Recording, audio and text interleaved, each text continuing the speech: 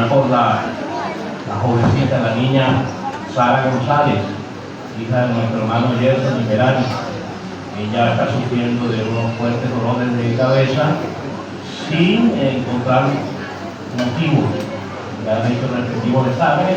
Hace un momento tuvieron que salir, se encuentran aquí en el hospital por los dolores de cabeza. Entonces, orar por la niña, por Sarita, como es conocida por todos. Entonces, para que sea el Señor el que le ayude y pues, puedan encontrar un diagnóstico. Entonces, hermanos, son los motivos que tenemos de oración. Entonces, ha llegado la hora, hermanos, donde hermanos tienen pues, libertad para seguir enseñándonos la palabra de Dios.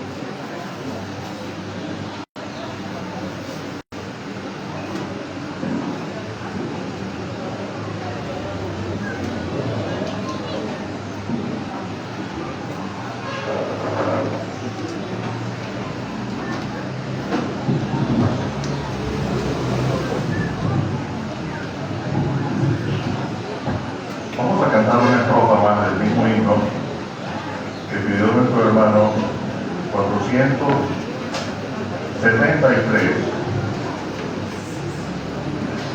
La última estrofa: hazme, Señor, atento siempre a tu dulce voz, haz que yo more adentro del templo de mi Dios, con tu luz vertido, que vea el mundo en mí, constante y fiel testigo de tu bondad. Aquí, por favor, 473 último. Hazme, Señor, atento siempre a tu dulce voz, haz que yo more adentro del templo de mi Dios.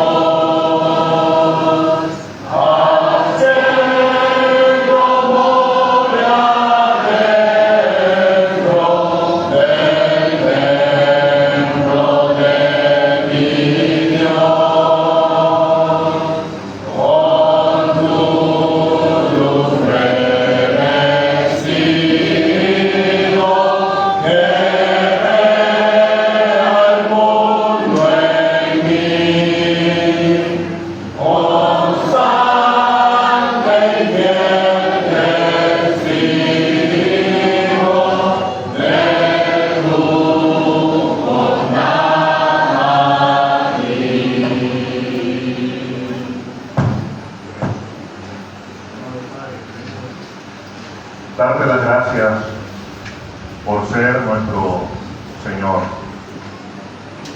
Gracias por ser el proveedor de nuestra vida, por haber enviado a tu Hijo. Gracias por haberlo hecho cabeza de la iglesia. Oramos para que tú nos bendigas a comprender y nos ayudes a entender estos principios de tu palabra, para aprender y vivir la sujeción, sujetos a nuestra cabeza. Ayúdanos a ser fieles representantes de la realidad de Cristo y la iglesia para el mundo, porque tú has dejado esta institución del matrimonio para que el mundo vea esta preciosa verdad diseñada desde la eternidad de Cristo y la iglesia, cómo Él la amó y se entregó a sí mismo por ella. Ayúdanos con nuestras familias, ayúdanos con nuestras esposas, nuestros hijos, las responsabilidades que tenemos delante de ti. Oramos, Padre, por los que sufren. Hemos escuchado de este joven John con meningitis. Oramos que tengas misericordia. Igualmente encomendamos a esta niña, Sarita. Oramos para que tú les ayudes en esta prueba de enfermedad. Ayudes a su padre, su familia. Darles ánimo. Darles gozo en medio de la tribulación. El recurso necesario, la sabiduría para los médicos. A ti nos encomendamos en esta tarde con agradecimiento. En el nombre del Señor Jesucristo. Amén. Vamos a leer, por favor, en el Evangelio de Juan, capítulo 19. Quiero que veamos la relación que tuvo el Señor con su madre. Juan capítulo 19 y el versículo 25.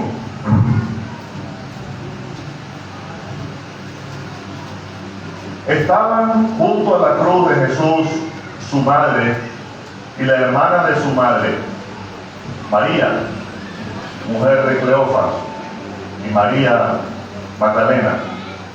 Cuando vio Jesús a su madre y al discípulo a quien él amaba que estaba presente, dijo a su madre: mujer, he ahí tu hijo. Después dijo al discípulo: he ahí tu madre. Y desde aquella hora el discípulo la recibió en su casa. Esperamos que el Señor bendiga su palabra. Amén. Quiero pensar en esta tarde en la realidad del Señor Jesucristo como miembro de una familia humana. Quiero que veamos la responsabilidad que Él tuvo hasta el día de su muerte. Realmente la María, su nombre no aparece en el libro de Juan, es reconocida aquí como su madre, pero sabemos que es una mujer ejemplar, una gran mujer, de la que tenemos muchas lecciones que aprender. Juan pone un énfasis especial en algunas mujeres en especial, en particular. Y la aparición de algunas mujeres en el Evangelio de Juan trajo un cambio en el ministerio del Señor Jesucristo. El Señor Jesucristo, cuando hace su primer milagro y da campo a su ministerio público, hay la intervención de una mujer. Es ahí en el contexto de las bodas de Caná de Galilea, cuando es María la que le dice al Señor: no tiene vino. Y el Señor le dice a ella: mujer, aún no ha venido mi hora. Y hay momento cuando ella le dice a los sirvientes lo que serían sus últimas palabras en la Biblia: haced todo lo que Él os dijere. María hizo lo que siempre hacía. El Señor Jesucristo, posiblemente ausente José, Él tuvo que asumir la responsabilidad en aquel hogar. Y como fiel administrador, Él supo tomar decisiones correctas con las cosas que había que hacer dentro del hogar, con los bienes, los recursos, el trabajo, etc. María sabía: si hay alguien en quien yo puedo confiar para la provisión, para la solución de esta circunstancia, es Él. Ella solamente le expuso: no tienen vino. El Señor le dice: no ha llegado mi hora, la hora de presentarse sus milagros, manifestarse al mundo como el Mesías.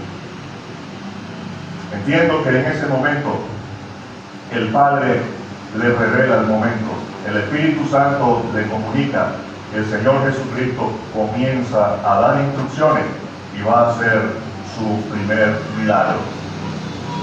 Digamos que en Juan capítulo 2, esta mujer, María en particular, ella va a introducirlo en su ministerio público. Y Quiero que notemos que la aparición de estas mujeres cuando tienen esta participación tan especial, revelada por el Espíritu Santo, usadas por Dios para algo tan particular en la vida del Señor, estaban haciendo actividades comunes y corrientes de una mujer en la casa. Porque María en este caso está en el contexto de la cocina. Y en ese ambiente es que va a ser utilizada por Dios para que el Señor Jesucristo obre su primer milagro. Y yo quiero animar a hermanas que posiblemente por sus compromisos en el matrimonio, sus compromisos como madre, pasan mucho tiempo en los quehaceres del hogar, en la casa, en la cocina, atendiendo niños, preparándolos para la escuela, etc. Y quizás puede pasar por tu mente: no estoy haciendo nada para el Señor. No es, porque es el rol que Dios te ha dado y lo haces para el Señor, y es tu servicio para el Señor. En ese contexto fue cuando Dios usó a María. Ahora, en el capítulo 4 del Evangelio de Juan hay otra mujer. Es la mujer samaritana. Y la mujer samaritana está en el contexto de buscar agua en el pozo.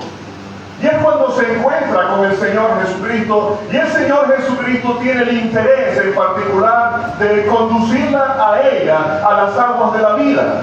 Y ella lo va a introducir a él en Samaria. Y un grupo de hombres sale al Señor, y el Señor les comparte a ellos el Evangelio, y se queda 2 días en Samaria. Yo puedo pensar que es la mujer samaritana cuando encontramos un enfoque más en el ministerio del Señor hacia los gentiles.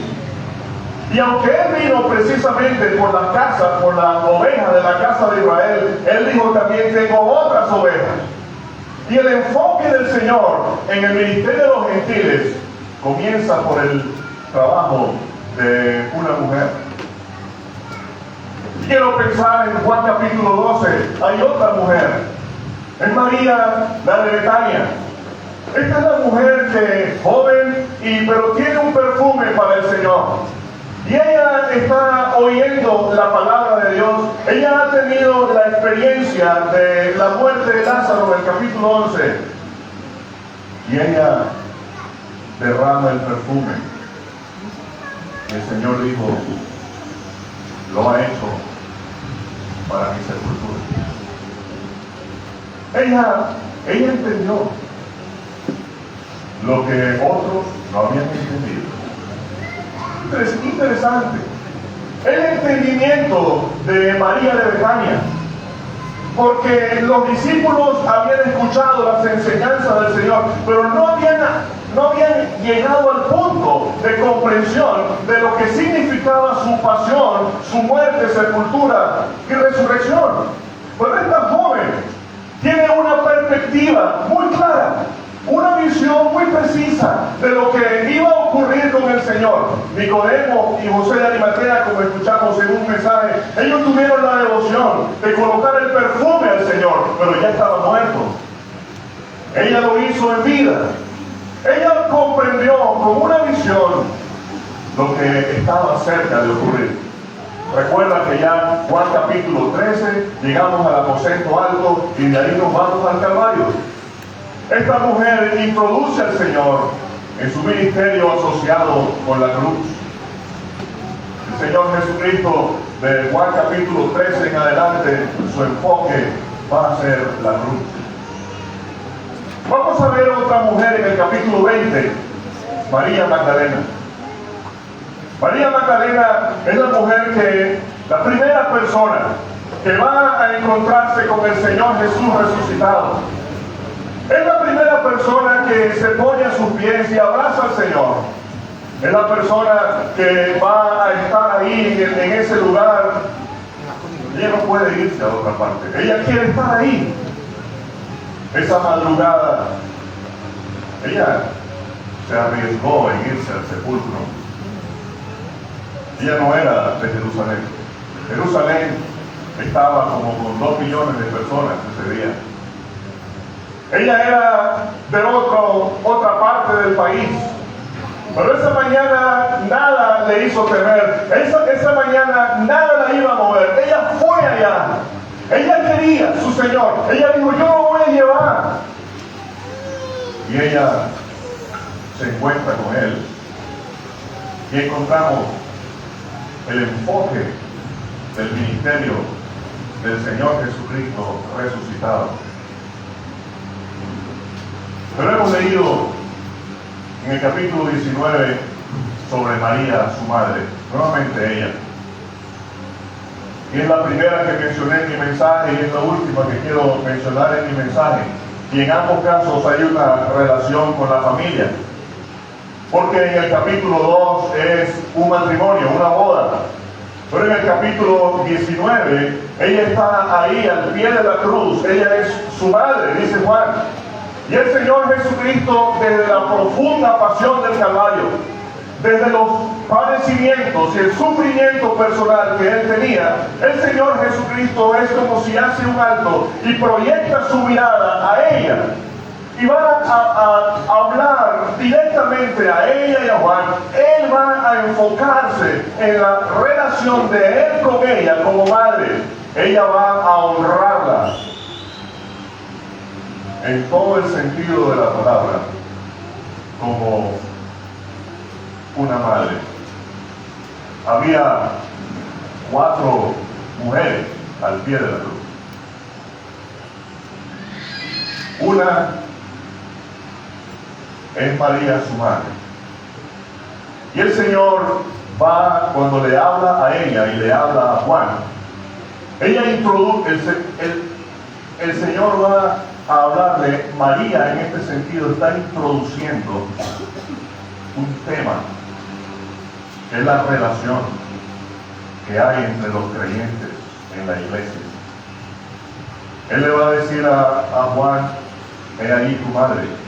Le va a decir a ella, he ahí tu hija. Estábamos estudiando, someteos los unos a los otros. El cuidado del uno por el otro.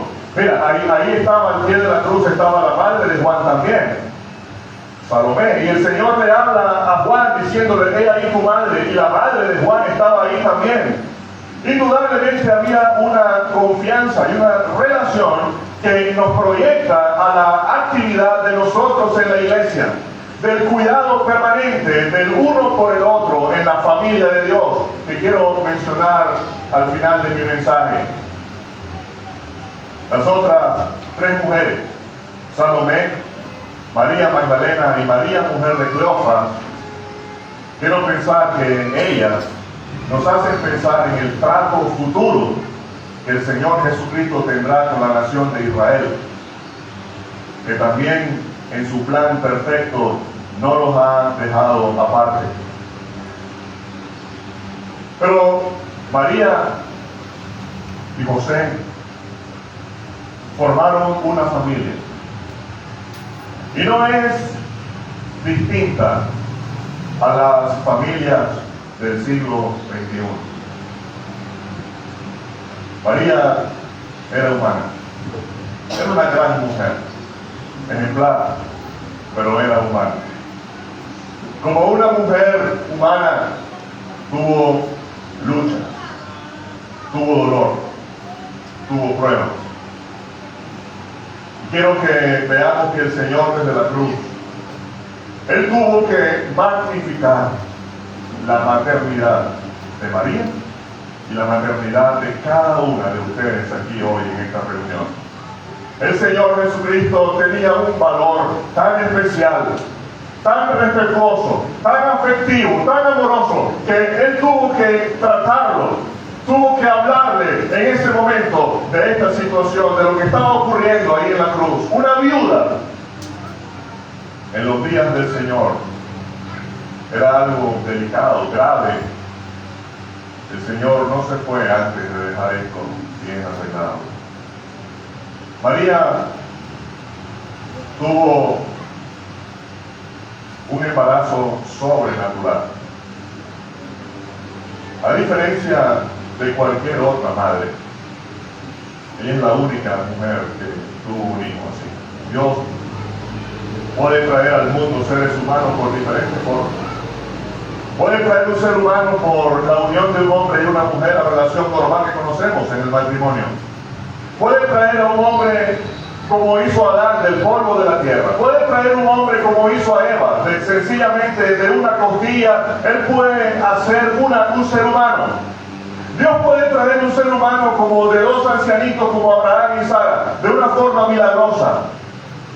Pero al Hijo de Dios, de una forma única, exclusiva y excluyente, por la encarnación, por el milagro de la concepción, la obra del Espíritu Santo. Cuando el ángel visitó a María, María no tuvo incredulidad, pero tenía preguntas. Ella dijo, ¿cómo será eso? Yo creo. Y ella lo evidencia, como mencionamos en Juan capítulo 2, ella le dijo a ellos, hagan todo lo que él diga. Era su experiencia, desde temprano en su vida. Ella le pregunta al ángel, ¿cómo será? Lo creo, pero explícame cómo.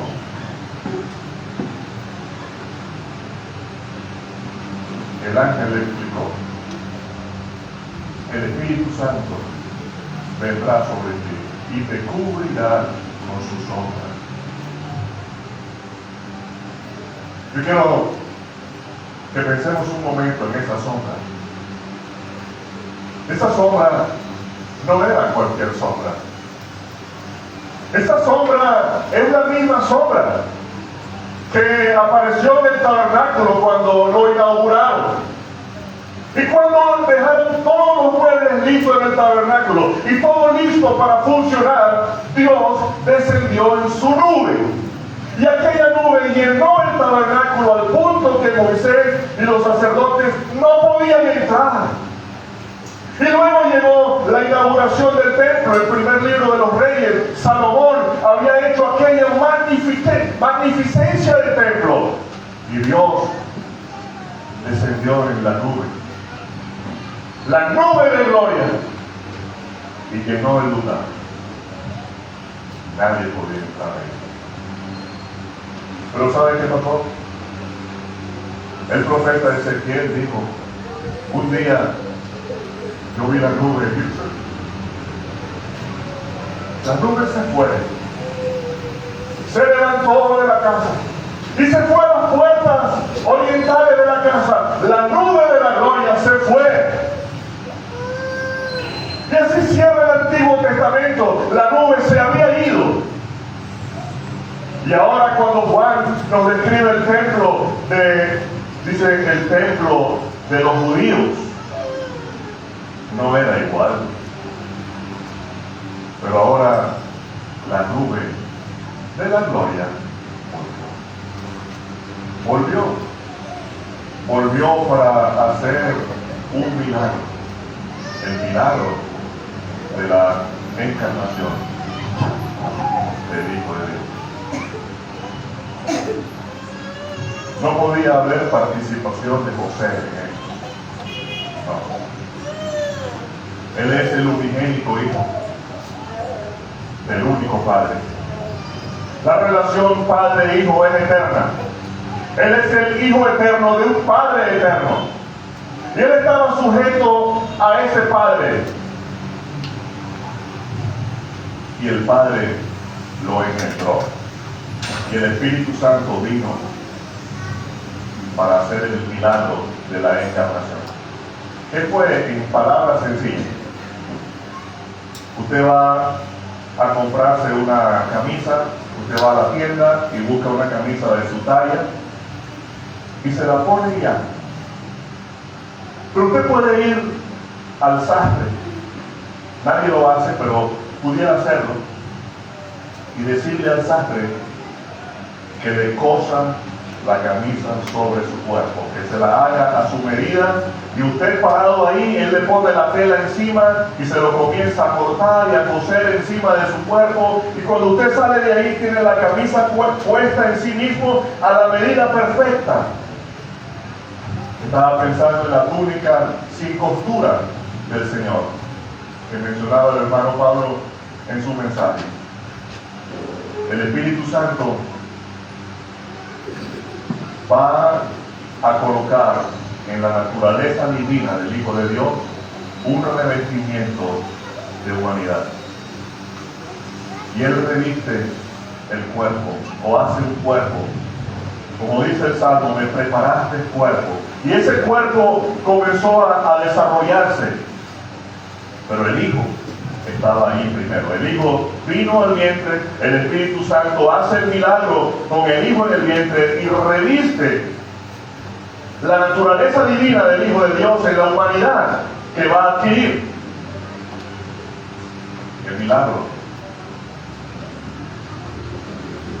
Era hombre y era Dios. La naturaleza divina del Señor estaba envuelta de una naturaleza de humanidad, pero no estaba incorporada a la naturaleza adámica, estaba incorporada a la naturaleza divina del Hijo de Dios. Por eso es que el Señor Jesucristo era imposible que pecara. No podía pecar porque no respondía a la naturaleza adámica. Era hombre, pero era un hombre perfecto. Era un hombre distinto que usted y yo, porque usted y yo venimos por otra vía de concepción. El Señor venía por la vía de la encarnación, obra del Espíritu Santo.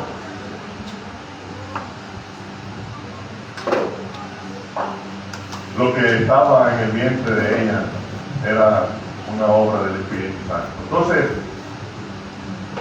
estaba pensando en el Salmo 127, herencia de Jehová son los hijos. Él dice, cosa de estima el fruto del vientre. Hermanos, los hijos son un regalo que Dios nos ha dado. El fruto del vientre es un milagro. En usted y en mí, como padres de familia, usted puede ver sus hijos en cualquiera de sus circunstancias. Usted dice, esto es un regalo que Dios me dio. Pero quiero que pensemos que María, para María, desde que el ángel la visitó hasta la cruz, María tuvo una experiencia de dolor en toda su experiencia. Los hijos producen gozo y producen dolor. Cuando un niño se enferma, cuando un niño se cae, cuando comienza a ir a la escuela y tiene problemas con otros en la escuela, cuando llegan a la adolescencia y comienzan a tomar decisiones inquietantes, preocupantes, aún ya estando grandes, comienzan a hacer cosas y el corazón de los padres está dolido. No puedes evitarlo. María tuvo una cuota de dolor distinta a la nuestra, porque su hijo no tenía ninguno de estos problemas. Pero cuando María llegó a Belén, no había lugar para ellos en el mesón. Cuando el bebé nació, el hijo del carpintero tuvo que ser colocado en un pesebre. ¿Qué pudo pensar José y María? ¿Saben? Las preguntas que vienen a la mente de cada padre: ¿qué hicimos mal? ¿Por qué así? ¿Dónde me equivoqué? María y José vieron la espada de Herodes muy cerca y tuvieron que una noche huir a Egipto. Egipto, Señor, el Mesías, llevarlo a Egipto.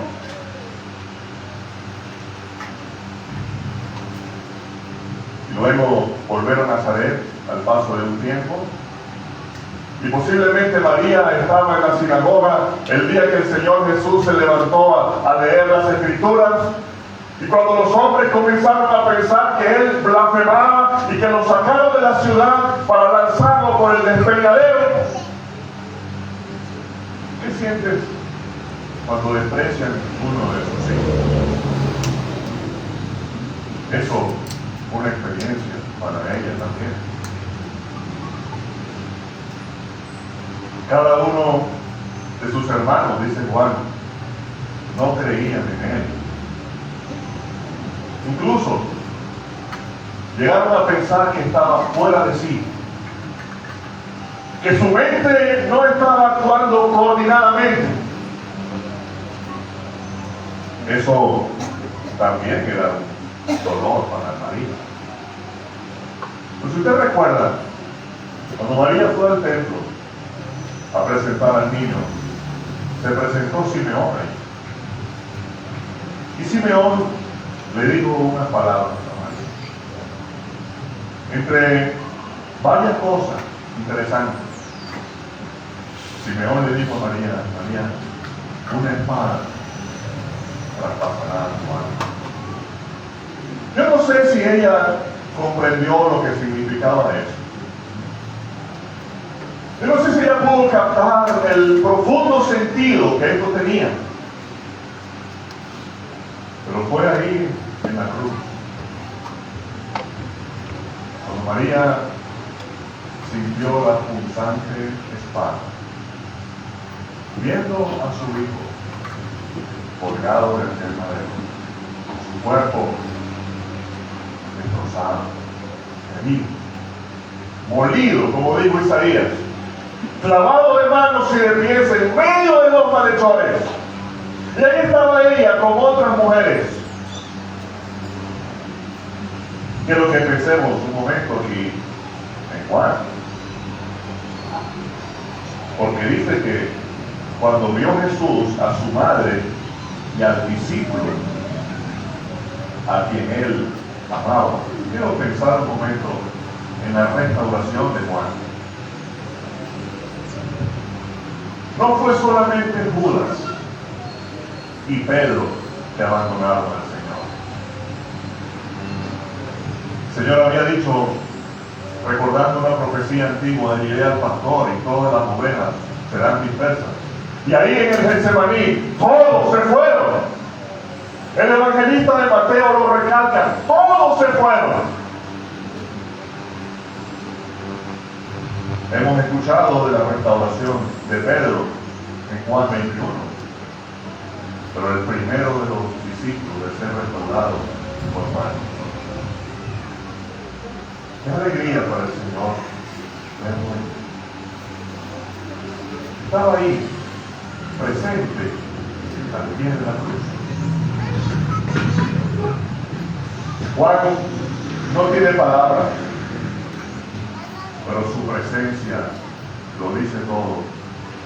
Arriesgando mucho, acompañando estas 4 mujeres, está este hombre. Hermanos, tenemos que ir al pie de la cruz. Tenemos que ir a ese sitio. Ahí vamos a encontrar dirección. Ahí vamos a encontrar restauración y vamos a encontrar servicio. Y quiero finalizar mi punto con él. María tenía por lo menos 6 hijos más. 4 hombres y quizás 2 mujeres. Pero ninguno de ellos estaba ahí. Quien estaba ahí era un creyente que no era perfecto,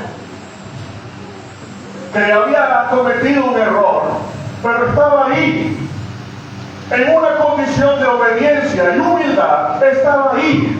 Y cuando el Señor mira la necesidad de la atención de ella, de María, Él piensa en Juan. Mujer, le dice a su madre, he ahí tu hijo. Y a él le dijo, he ahí tu madre. Yo estaba pensando, hermano, si usted o yo tuviéramos que encargarle el cuidado de nuestros hijos a una persona, porque nos vamos a morir y nos toca tomar esta difícil decisión.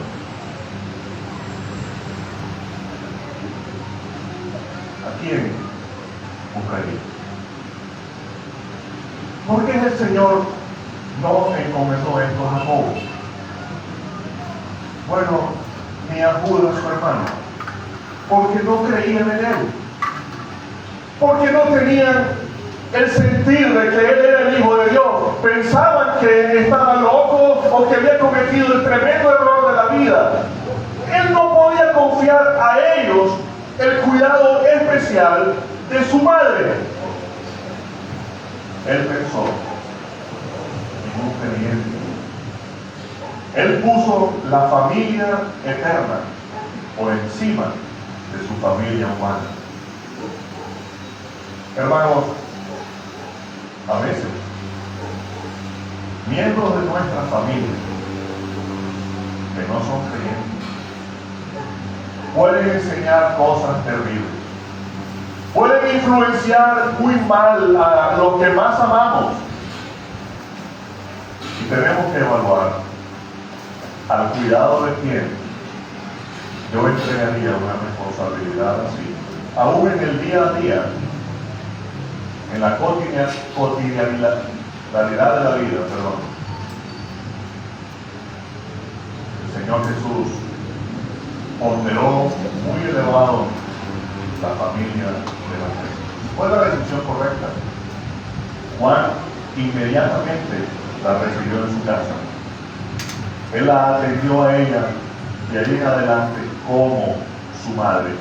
Estaba pensando el apóstol Juan. Él dijo de Rufo. Él dijo, y su madre. Y mira. Él sabía que ella había cuidado de él también. Esta relación existe en el pueblo de Dios. La familia de la fe es una gran familia en la que podemos confiar. Dios bendiga su palabra. Amén.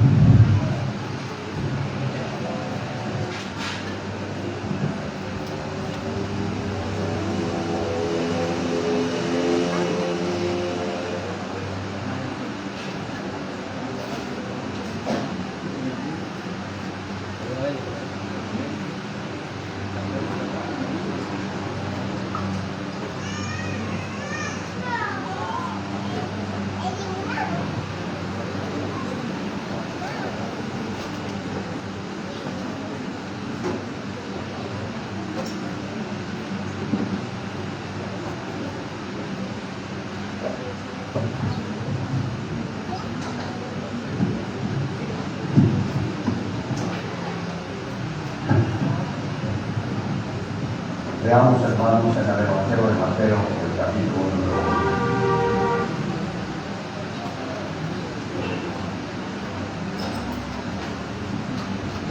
Espero en el temor del Señor que sea un eslabón entre lo que acabamos de escuchar y este mensaje de la palabra de Dios. El Evangelio de Mateo y el capítulo número 1. Desde el versículo número 1. Libro de la genealogía de Jesucristo, hijo de David, hijo de Abraham. Abraham engendró a Isaac, Isaac a Jacob, y Jacob a Judá y a sus hermanos. Judá engendró de Tamar a Fares y a Sara, Fares a Esrom, y Esrom a Aram. Aram engendró a Aminadab, Aminadab a Naasón, y Naasón a Salmón. Salmón engendró de Rahab a Boaz, Boaz engendró de Ruth a Obed, y Obed a Isaí. Isaí engendró al rey David, y el rey David engendró a Salomón, de la que fue mujer de Urías. Salomón engendró a Roboam, y Roboam a Abías, y Abías a Asa, y Asa engendró a Josafat, Josafat a Joram, y Joram a Usías. Usías engendró a Jotam, Jotam a Acaz, y Acaz a Ezequías. Ezequías engendró a Manasés, Manasés a Amón, y Amón a Josías. Josías engendró a Jeconías y a sus hermanos en el tiempo de la deportación a Babilonia. Después de la deportación a Babilonia, Jeconías engendró a Salatiel, y Salatiel a Zorobabel, y Zorobabel engendró a Abiud, a Eliakim, y Eliakim a Azor, y Azor engendró a Sadoc, Sadoc a Akim, y Akim a Eliud, y Eliud engendró a Eleazar, Eleazar a Matán, Matán a Jacob, y Jacob engendró a José, marido de María, de la cual nació Jesús, llamado el Cristo.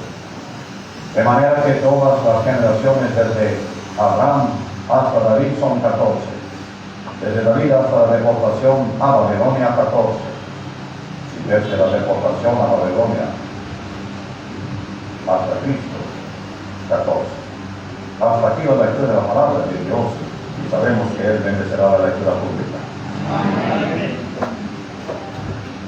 Ahora diría uno, estos son versículos que leo cuando tengo insomnio. Estos son versículos que leo cuando ya me quiero dormir.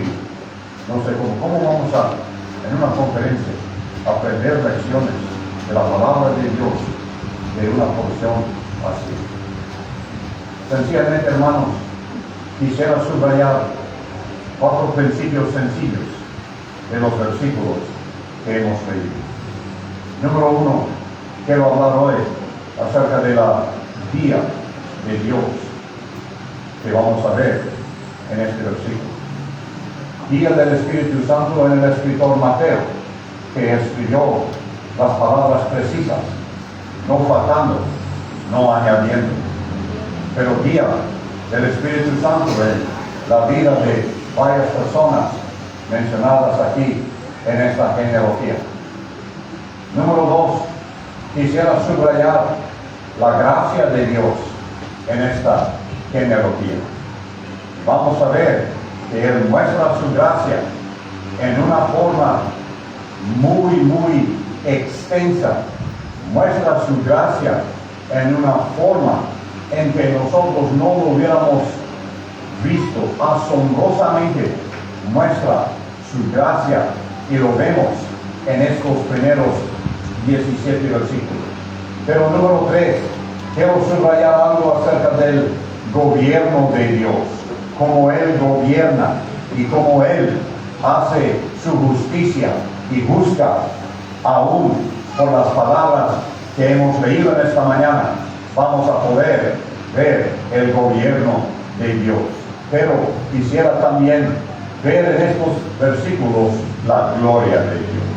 Vemos que aquí hay tantas palabras, tantos nombres para nosotros.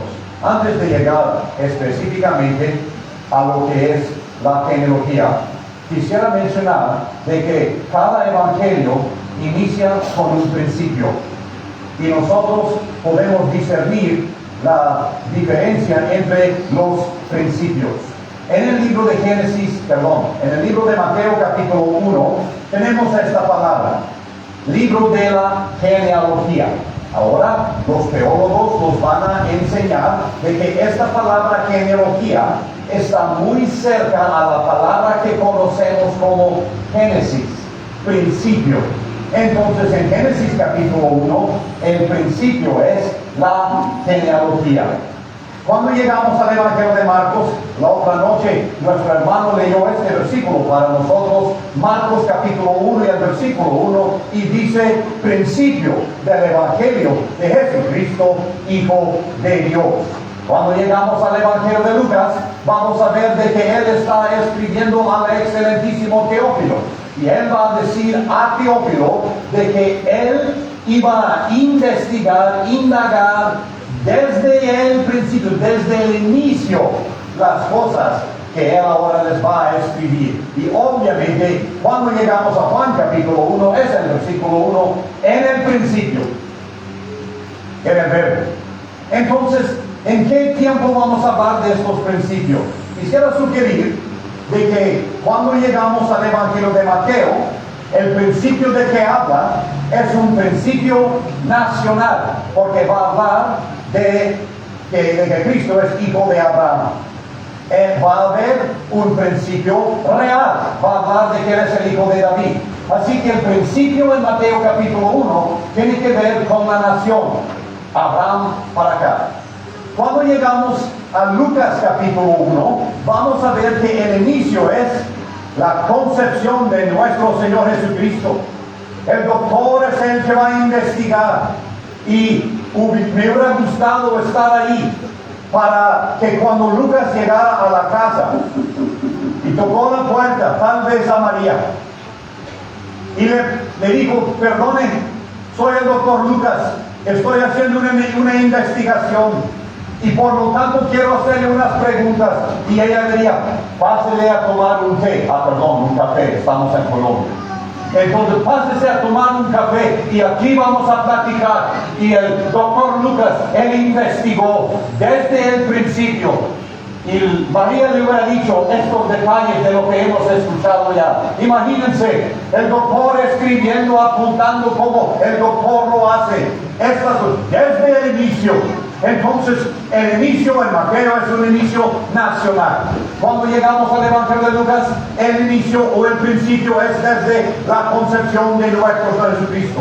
Cuando llegamos al Evangelio de Marcos, creo que eso sí es obvio, esto es el inicio de su ministerio público, porque él dice el principio del Evangelio de Jesucristo, y antes de que leamos muchos versículos en el capítulo 1, Cristo está predicando el arrepentirse y creer el Evangelio. Y obviamente el principio del Evangelio de Juan es el principio eterno, es de la eternidad. Entonces tenemos el principio eternal, el principio nacional, el principio concepcional y después entonces el principio de servicio o ministerial, si quiere. Cuando llegamos entonces a cada evangelio, ese principio muy importante. Pero vamos a llegar a los versículos que tenemos por delante aquí en este día. Y no hay ni el tiempo ni el propósito de andar dando gran bosquejo del Evangelio de Mateo. Yo quiero enfocarme en estas palabras que hemos dicho. ¿Qué vamos a poder aprender de esto mismo, de la genealogía? Ahora,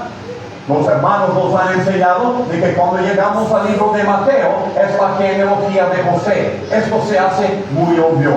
Cuando llegamos al Evangelio de Lucas, creo que con más detalle vamos a poder ver de que esta es la genealogía de María. Y cuando llegamos a esto vamos a ver de que hay en las dos genealogías detalles que nos van a ayudar a entender esto mismo. Alguien dice que Cristo debe ser el hijo de David. Gracias a Dios que cuando llegamos a las genealogías, ambas personas, José y María, son de los hijos de David. Cuando llegamos a Mateo vamos a notar de que José es del hijo Salomón de David. Y cuando llegamos al Evangelio de Lucas, vamos a notar de que María es del hijo Natán de David. Y entonces los dos son hijos de David, y ellos son los que son los padres de nuestro Señor Jesucristo. José tenía que ser de David porque es la realeza de nuestro Señor Jesucristo, hijo de David. María tenía que ser de David porque es su naturaleza humana, que viene también de David.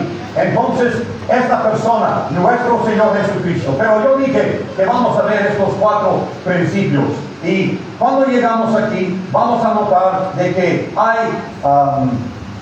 una variedad de detalles que quisiera, con la ayuda del Señor, tratar de hacer claro para nuestra mente, para que no se duerma en la reunión. Llegando a la genealogía, vamos a ver que el número 1, obviamente, es el Génesis, el inicio, la introducción de todo el tema.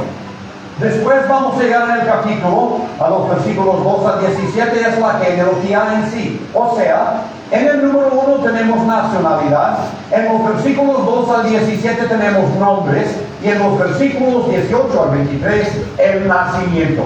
No me estoy ocupando tanto con el nacimiento en esta mañana, sino de nuestro Señor Jesucristo. Génesis es el semillero de la Biblia, Mateo es el semillero del Nuevo Testamento. Cuando llegamos aquí vamos a notar esta genealogía legal. Bien, llegando entonces a aquello, vamos a notar de que esta genealogía se divide en diferentes secciones o diferentes grupos. Vamos a ver de que los versículos 2 al 6, la primera parte, engendró a Salomón. Vamos a ver de que hasta esta primera parte es el período de los patriarcas. Cuando llegamos del versículo 6, la segunda parte, hasta el versículo 11, lo que tenemos es el período del reino. Y cuando llegamos de los versículos 12 al 16, es el período de cautiverio. Entonces son 3 períodos que él va a cubrir en esta genealogía. Pero además de esto, no solamente el reino, el periodo de patriarcas y el reino y el cautiverio, pero vamos a ver esto, de que en los versículos 2 al 6, él está hablando del levantamiento de una nación. Empieza con un hebreo y entonces es el levantamiento de esta nación. Cuando llegamos a la segunda sección, versículo 6b al versículo 11, tenemos lo que es ahora la falla de la nación. Y cuando llegamos a la última parte, vamos a hablar de la restauración de la nación. Entonces, cuando Mateo lo escribe con este sabor para judíos, ellos van a interesarse mucho en detalles que tienen que ver con esta genealogía de nuestro Señor Jesucristo. Pero dije que quiero hablar de unos puntos prácticos, algo que nos va a ayudar a entender lo que tenemos para nosotros aquí. La guía de Dios en esta parte de la palabra de Dios. Vamos a notar de que Él está guiando en una forma no tan cronológico, porque el versículo 1 nos da el orden al revés. Él dice hijo de David, hijo de Abraham. Entonces, si fuera un orden cronológico, tendría que decir hijo de Abraham, hijo de David. Pero cuando llegamos a este evangelio, ¿cuántas veces han escuchado ustedes que en Mateo es el evangelio del rey? Y por ser del rey, él tiene que iniciar con el trono. Él va a iniciar con el que va a reinar. Y cuando llegamos aquí, el lugar donde va a reinar es la tierra. Por lo tanto, es hijo de Abraham. Entonces, el orden va a enfatizar aquí el principio y el propósito. El propósito es de que nos va a indicar el rey. Inicia entonces con el hijo de David. Bien, y alguien va a notar de que estoy hablando un poco más lento, porque los hermanos me dijeron mejor tome su tiempo en vez de correr, porque cuando uno corre empieza a inventar palabras y eso no es bueno. Entonces vamos a ver aquí el hecho de que inicia con este orden. Pero no solamente esto, cuando llegamos a este orden vamos a ver de que guiado por el Espíritu Santo, Él usa un número de nombres. Y Él nos va a decir este número en el versículo 17. Cuando Él dice de Abraham hasta David, curiosamente, en el versículo 1 era hijo de David, hijo de Abraham, pero en el versículo 17, desde Abraham hasta David. Entonces estamos hablando de este levantamiento del reino, porque David es el hombre principal por ser el rey. Pero Abraham es el hombre nacional de donde inició todo. Pero en el versículo 17 son desde Abraham hasta David, 14. Desde David hasta la deportación a Babilonia, 14. Desde la deportación a Babilonia hasta Cristo, 14. Bien, están entendidos, hermanos, en esto de que el número 7 es uno de los números perfectos en nuestra Biblia. 7 es el número de perfección espiritual. De hecho, cuando llegamos a la Biblia vamos a ver que 3 es el número perfecto, tiene que ver con perfección divina. Número 7 es el número de perfección espiritual. Número 10 es el número de perfección ordinal. Tiene que ver con números, tiene que ver con 10 mandamientos, tiene que ver con un cambio en orden. Esa es la perfección ordinal, tiene que ver con números. Pero cuando llegamos también a la palabra de Dios, el número 12 es el número perfecto en administración. Administración perfecta porque Dios mismo así lo ha establecido. 12 tribus de Israel cuando fue instituida la nación. Cuando llegamos más adelante son 12 discípulos que llegaron a ser 12 apóstoles. Y llegamos al cielo mismo y vamos a ver 24 cronos, 12 por 2, y todo tiene que ver con la administración de Dios mismo. Estamos aquí con 7 y 7 por 2 en cada una de estas secciones. Dios nos está indicando de que Él perfectamente había arreglado la llegada de Cristo aquí al mundo. Una de las cosas muy importantes en esta genealogía es lo que está que normalmente no estaría. En esta genealogía hay nombres de varias mujeres. En Israel una genealogía no llevaría nombres de mujeres, pero en la perfección de Dios, aquí tenemos nombres de mujeres. ¿Cuántas mujeres? 5 mujeres. Y 5 en nuestra Biblia, por lo menos en parte, es el número de gracia. Así que el día de hoy no solamente queremos hablar de la guía de Dios en cuanto a esta genealogía, queremos hablar de la gracia de Dios en esta genealogía.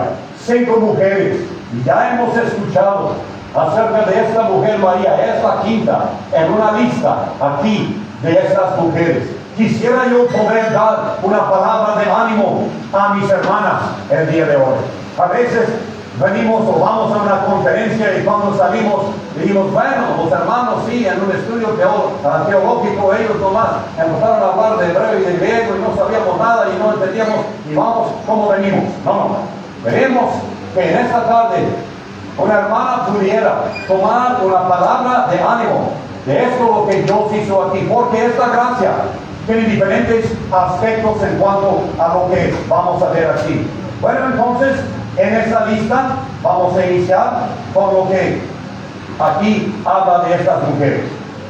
La primera mujer que se va a llamar está en el versículo número 3. Judá engendró de Tamar a Fares y Zara.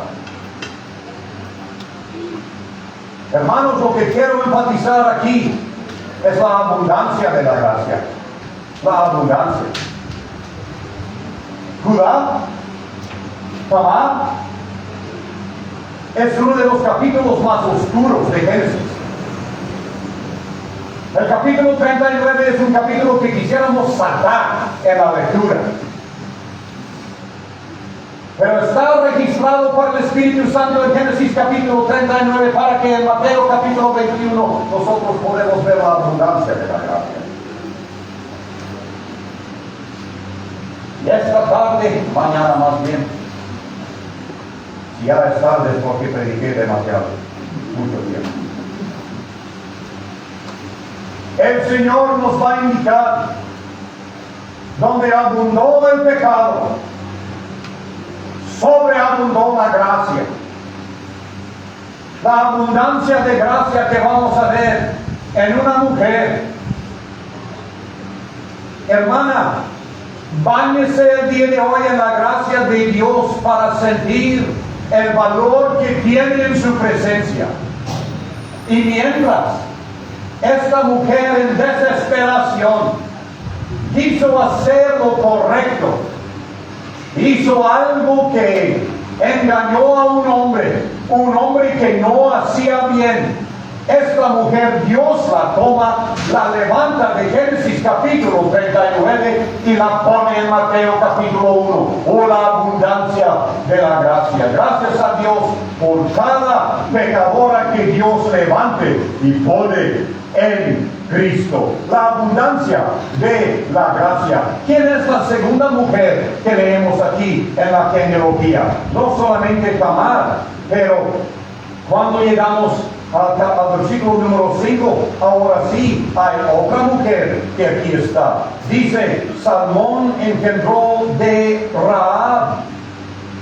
Ahora no es tanto la abundancia de la gracia, quisiera subrayar la magnificencia de la gracia. Porque ¿quién es Rahab? Rahab la ramera. Ella es la persona que tenía una vida, vamos a decir, vergonzosa. Pero esta mujer, cuando llegaron espías, creyó el mensaje. Y esta mujer, cuando le fue dicho, cuando venimos aquí a la tierra, entonces amará esta soga en la ventana. Ella dijo, ¿cuál? Cuando viene lo voy a hacer de una vez. Y desde entonces, imagínense los soldados de Jericó pasando, dicen, ¿qué es esto? Hay una soga colgando ahí. ¿Sabrá por qué será ahí? Y ella le creyó a Dios. Y cuando llegamos aquí, la magnificencia de la gracia. Rahab, de una vida de pecado, ahora es aceptada. Ella está llegada a la nación de Israel. Y ella es la persona que se va a casar con este hombre Salmón. Y llegamos aquí para notar de cuando llegó la conquista, Rahab fue salva.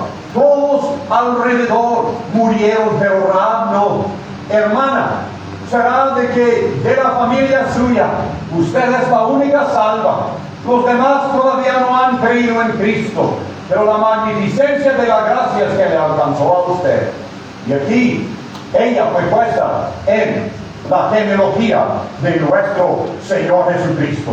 Pero no solamente la abundancia de la gracia y la magnificencia de la gracia.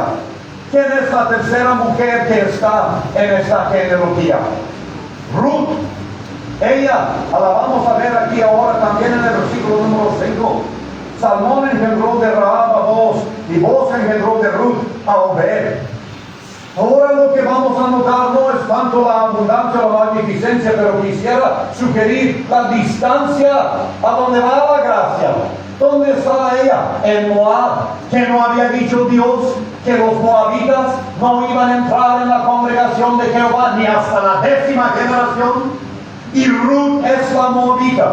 Curiosamente leer este relato tan hermoso en nuestro Antiguo Testamento acerca de Ruth. Y Ruth es la moabita. Y Ruth es la moabita. Y llega un momento cuando el escritor deja de llamarle la moabita hasta el final del libro otra vez. Pero Ruth la moabita. Como si dando este asunto o punto despectivo acerca de ella. Pero ella es Ruth. La distancia de la gracia, donde Dios había dicho nadie va a entrar nunca, de allí vino Dios y la sacó y la puso en el pueblo de Israel. La distancia donde ha ido la gracia. Quiero enseñarles, hermanos, de que la gracia puede ir más allá de donde le puede llevar el pecado. La gracia de Dios es tan grande. El pecado le hace perdición de la vida, pero la gracia alcanza aún más. Ruth es una de ellas. Uno diría, ¿por qué le interesaría vos en una Ruth? Y no más de paso, si vamos a hablar de maridos, sería muy bueno tomar el ejemplo de vos como marido. Vos amó a Ruth. Vos proveyó por Ruth. Boaz aseguró de que esta mujer no iba a tener que preocuparse de la vida del día que le conoció en adelante. Pero uno dice, no, pero que no había una israelita con quien se hubiera podido casar. Boaz era uno que ya había experimentado gastos, porque ¿quién era su madre? Rahab la ramera. Boaz sabía lo que era la gracia. Y él estaba más que dispuesto a mostrar la gracia a Ruth, la moabita. Todos cuando pensamos en Ruth, pensamos que era la más bien parecida de todos los campos. ¿Sabe lo que dice la Biblia acerca de Ruth? Era una mujer virtuosa. Ruth era una mujer virtuosa. Joven, vas a buscar una muchacha. Busca una muchacha virtuosa. Pero sea entonces el ejemplo y el marido, como Cristo es a la iglesia. Ruth expresa entonces la distancia donde puede ir la gracia. ¿Quién es la cuarta mujer? Aquí en la genealogía. Para nosotros aquí en la genealogía no tiene nombre. Es la mujer de Urias. Nosotros sabemos quién es, pero aquí dice mujer de Urias, así lo vamos a dejar. Cuando llego de nuevo a Mateo capítulo 1, vamos a ver qué vamos a subrayar en cuanto a la gracia aquí. Quiero decir algo acerca de la congruencia de la gracia. Porque David y la mujer de Urias, en verdad, no merecían esa gracia. Por eso digo congruencia de la gracia, porque exactamente eso es gracia, es un favor inmerecido. Y ella, por estar en esta relación con este rey, el rey que en ese caso falló, ella ahora está en la genealogía de nuestro Señor Jesucristo. Yo me doblego delante de Dios y doy gracias por la congruencia de la gracia, porque esto me hace pensar en mí, yo que no merecía la gracia de Dios, yo que más bien debo de haber ido al infierno, y la gracia de Dios me alcanzó. La congruencia de la gracia. Y por eso el apóstol Pablo pudo decir, y nosotros prestamos sus palabras por la gracia de Dios sobre lo que somos. La congruencia de la gracia. Llegamos a la quinta mujer. Voy a correr. Voy a llegar a la quinta mujer. Nuestro hermano nos ha hablado de la presencia del Señor. Espero que esto sea el eslabón entre los dos mensajes. Pero la quinta mujer es María. Y ella nos va a hablar de la excelencia de la gracia. La excelencia. Aquí está una mujer humilde, joven, una mujer dispuesta a servir al Señor. Y esta mujer recibe esta gracia cuando el ángel le llega en Lucas capítulo 1 para decirle el mensaje, le dice, muy favorecida. Hay otra versión de la Biblia en español que usa o traduce esta misma expresión, llena de gracia. Esta mujer muy favorecida, llena de gracia, la recipiente de la gracia de Dios, la excelencia de esta gracia, que pudo tomar una dama de un lugar desconocido, de una familia que no, lo único que sabemos es el nombre de su padre en Lucas, en el Evangelio de Lucas, y esta mujer es la escogida para traer al mundo al Salvador. Por la excelencia de la gracia de Dios.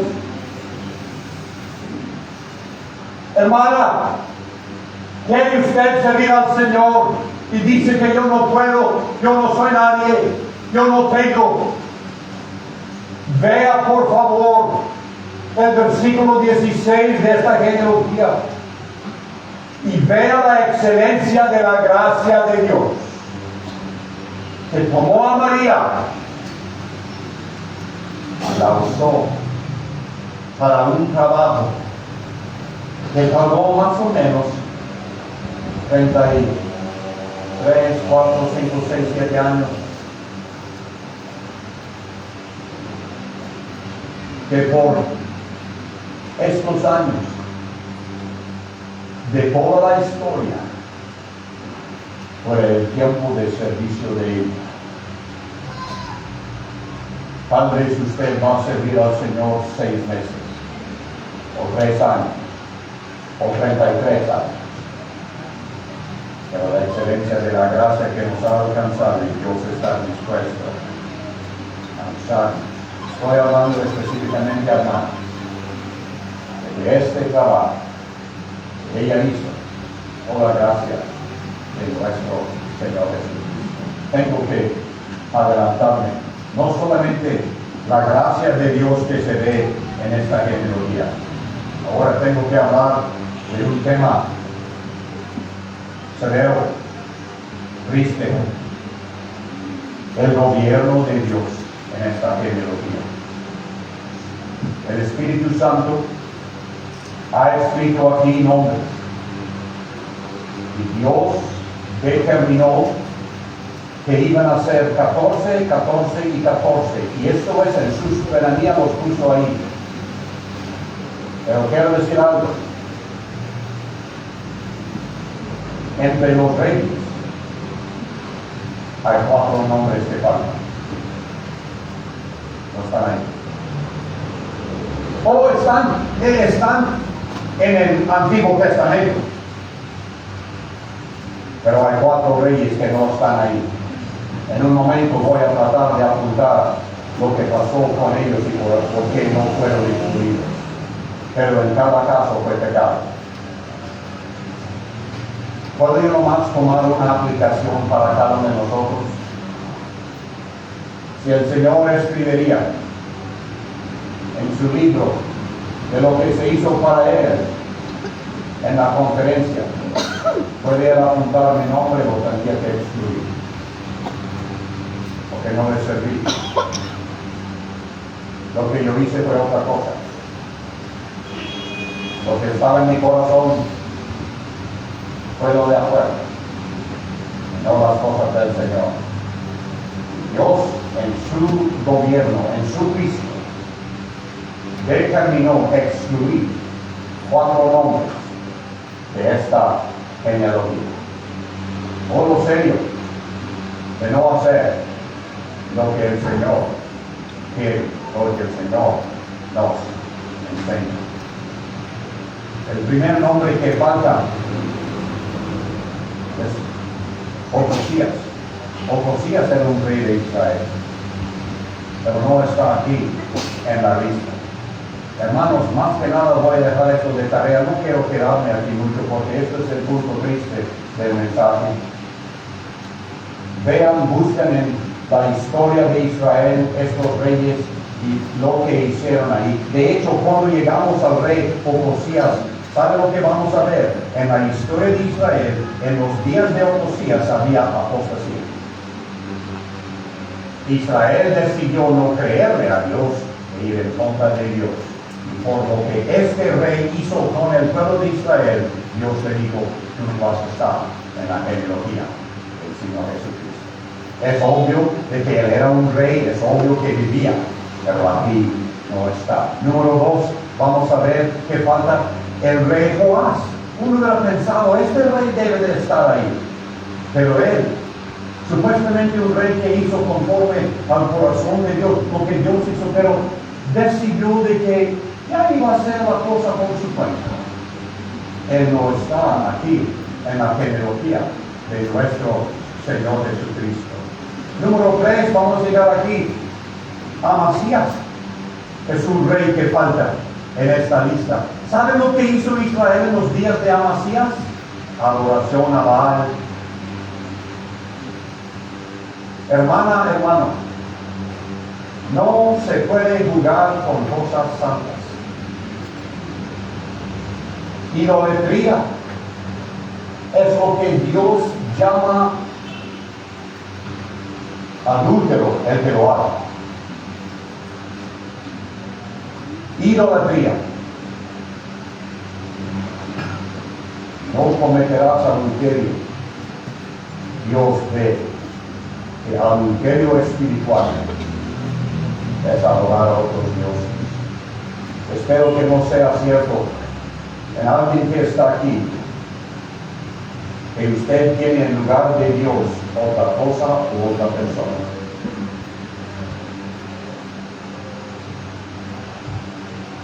Un hermano preguntó en el estudio si era posible amar a nuestra esposa demasiado. Un hermano me contó una vez, no, es que yo creo que Dios me está